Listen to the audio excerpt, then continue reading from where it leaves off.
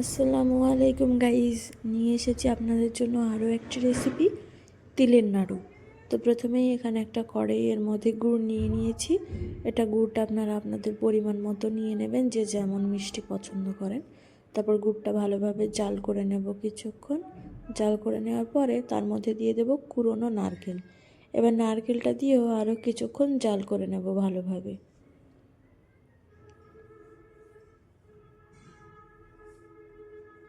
দেখতেই পাচ্ছেন আমরা কেমনভাবে জাল দিচ্ছি।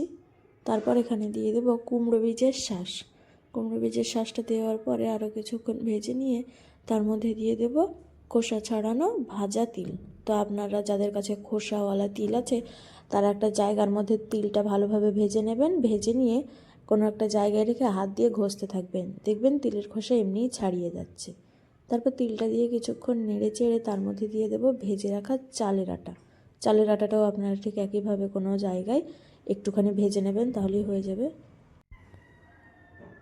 তো এখানে চালের আটাটা দেওয়ার কারণ হলো নাড়ুটা যেন আঠা আঠা হয়, নাড়ুটা ভালোভাবে যেন জোড়া লেগে যায়, সেই জন্য আপনারাও দেবেন, তাহলে দেখবেন নাড়ুটা খুব ভালোভাবে হয়ে গেছে।